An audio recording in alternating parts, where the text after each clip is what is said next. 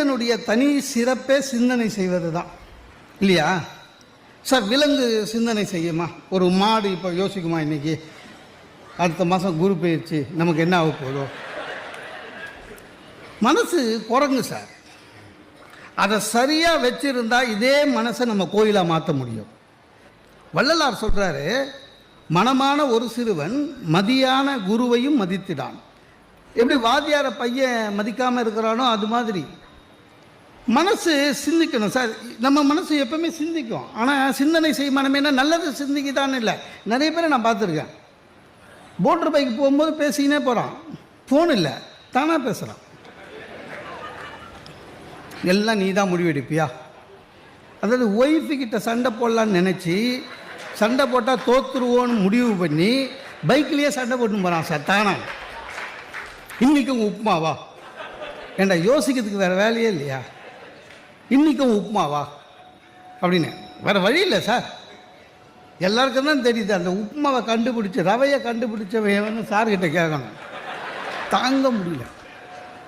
இல்லை, நல்லதை சிந்திக்கணும். நல்லதை சிந்தித்தா வாழ்க்கை முன்னேறும். நம்ம நிறைய பேருடைய பிரச்சனை என்னென்னா, யாருமே நிறைய பேர் நிகழ்காலத்திலேயே இல்லை. சில பேர் கடந்த காலத்தில் இருக்கான், சில பேர் எதிர்காலத்தில் இருக்கான். நிறைய பேரை நான் பார்த்துருக்கேன். நான்லாம் எங்கள் தாத்தா காலத்தில் சார் இந்த தெருவில் 5 வீடு எங்களுது.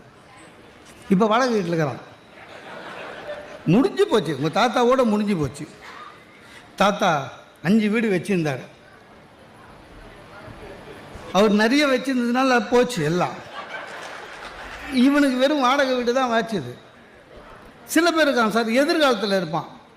இன்றைக்கி இப்படி இருக்கேன்னு நினச்சிடாதீங்க சார், இன்னொரு 2 வருஷம் நம்ம லெவலில் வேறு. இதையே 6-7 வருஷமாக சொல்லுங்கிறான் சார். ஆக நிகழ்காலத்தில் வாழணும், சிந்தனை செய்யணும். இப்போ எல்லாருமே நம்ம கூட ட்ராவல் பண்ணுவோன்னு இப்போ நாங்கள் பேசுகிறோம் சார், நீங்கள் எல்லாருமே கவனிக்கிறீங்கன்னு அர்த்தமா? அப்படிலாம் இல்லை, இருக்கீங்க. நிறைய பேர் டைம் பார்ப்பீங்க.